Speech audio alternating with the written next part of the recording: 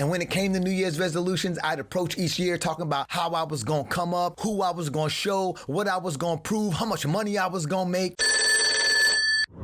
I've been making New Year's resolutions since the age of 7, and I would have to say that it was about 20 years in. So I think I was about 26, 27 when I actually started cracking the code on how to actually see my New Year's resolutions through to manifestation. But it's nothing super wise. It's actually fairly practical, and it might even seem counterintuitive to people who grew up poor like me. I spent year after year making foolish New Year's resolutions, and each one would just ruin my year. It reminds me of a woman I used to date who used to buy clothes for the weight that she wanted to be. In other words, she was buying clothes that were 2 sizes too small. Listen, I'm all for living as if, but this was ridiculous. I'd be like, baby, you are thicker now. If you wear clothes that tight to church, you're gonna end up catching a case or a yeast infection, but you damn sure ain't gonna catch the Holy Ghost. But she kept saying, I'm losing this weight. I'm gonna lose this weight. Year after year, she kept stocking her closet with stuff that just didn't fit. It was like clockwork. Every single time she approached her closet, she would get depressed. And not like suicidal, but it would dim her spirit a little. And it would accumulate over time. And before you know it, she'd be feeling like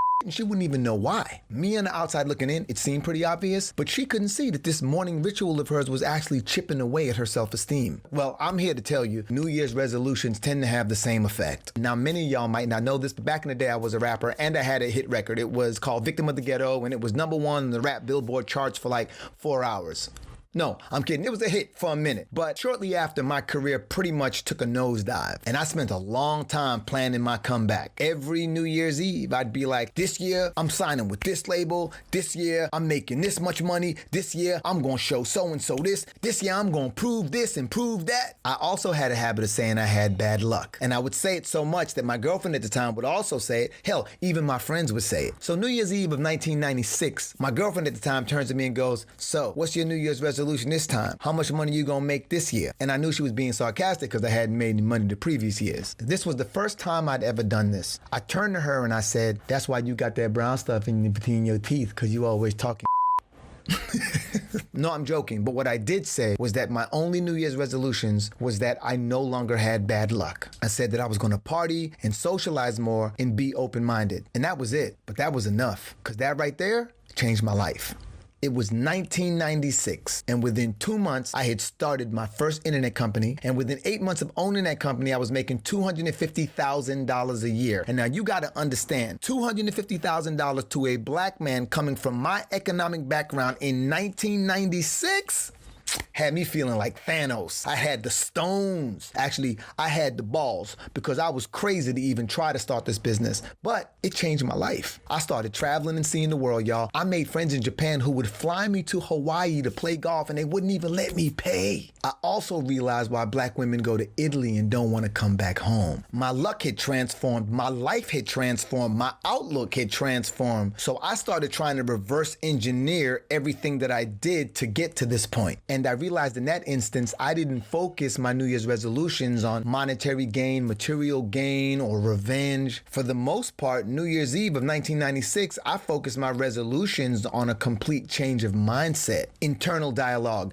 I no longer have bad luck. That's huge coming from a guy who spent the last decade saying he had bad luck. I'm gonna party and socialize more. This is coming from the same dude with the me against the world mentality. I gotta show folks. And I think I'm a loner by nature because for the first 5 years of my life, it was just me. I was a single parent raising 2 very dysfunctional adults. And the last part of that New Year's resolution was the kicker. I'm going to be open-minded, which resulted in me creating a business that changed my tax bracket, changed my confidence, and the color of my teeth forever. So now when I make New Year's resolutions, it's no longer focused on monetary gain or how I'm gonna succeed or how I'm gonna come up. I focus my resolutions more on what aspects of my mindset and mentality need to change in order to honor this new vision that I have for my future self. I also tend to focus less on what I'm going to get and more on what I'm going to give. What problem am I going to solve? What community am I going to serve? What am I going to resolve within myself? What am I going to let go of? Maybe this year I'll focus more on trust in others. How does a black man with no college degree explain this? Okay, think of yourself as living in a microcosm, which most of us do, okay? Let's just say, just for this example, let's say that this microcosm is a fish tank,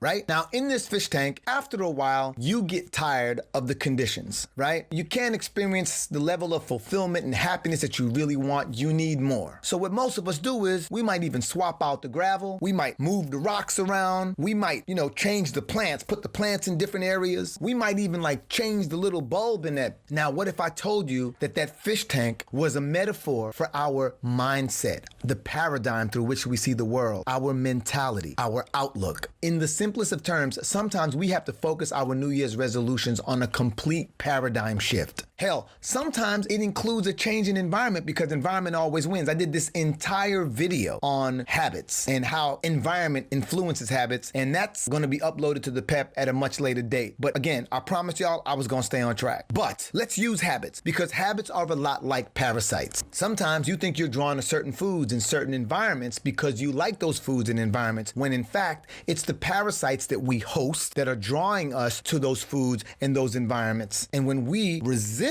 the urge to indulge in those foods and environments, these parasites wreak havoc in our body, create all this discomfort, and it draws us right back to the foods and environments that we were trying to avoid. So, how many of us are making New Year's resolutions with an old fish tank mentality? This brother did it for years. No, this one right here. The dude you're looking at, the jackass you're looking at right now. Yeah, right here on your screen. Me. I did for years. But when I started focusing on mental refinement as opposed to economic refinement, I began to achieve some of the most rewarding things of my life. So I put together this goal and resolution checklist that you can download for free at peprequest.com. All you gotta do is enter your email address and I will send it to you. But this is what I use, and it has helped me to approach my goals from the psychology, the mentality on up. I believe that purpose is the real secret. And when we craft our goals and New Year's resolutions, we have to include things like purpose and mental shifts, which can take years to achieve. And after we lock in our purpose, we can then hone in on the goals that revolve around logistics. But we first have to challenge and change our mentality, because this mentality is why we are where we are,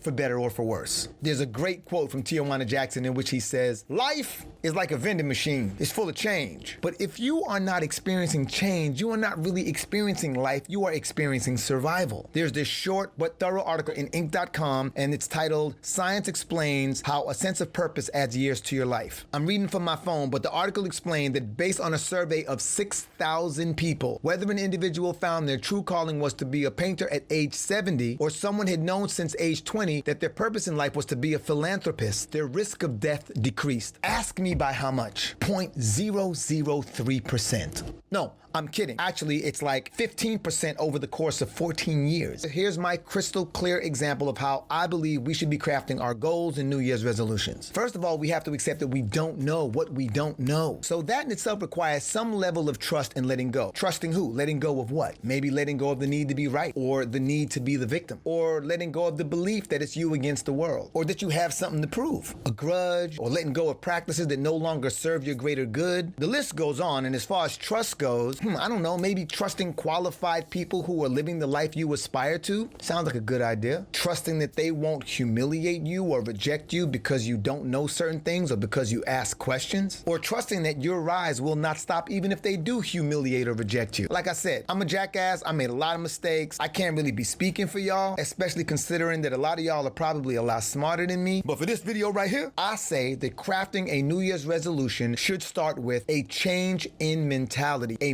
mental shift, a paradigm shift. Plus, we owe it to ourselves. Most of us are being governed in our adult lives by a mentality that we established in our childhood. And the second part of that New Year's resolution, part 2, should be focused on gaining a clearer sense of purpose. That means something different for every single person listening to this. I don't know where you're at. Maybe you have no sense of purpose. Maybe you do have a sense of purpose. You just aren't engaged in it as of yet. Maybe you have no game plan. But speaking for myself, the more accepting I became of my pain, the clearer my sense of purpose became. And I'm not saying this is some overnight stuff. I mean, can't speak for y'all, but for me, it has taken years to get to a place of being accepting of the things that I've been through in my life that really hurt. And I am aware that it takes time, it takes healing, it takes forgiveness, it takes acceptance. But I believe that it becomes the foundation and the launching pad for your most ambitious dreams. So let's go back to part 1 of our New Year's resolution. What beliefs, practices, or habits are no longer serving our desires or our greater good? What are we going to do to evolve beyond our current paradigm? How are we going to break out of this mental fish tank that we've been contained in for most of our lives? You get tired of seeing the same beta fish and hammerheads and crackheads. Is there a crackhead fish?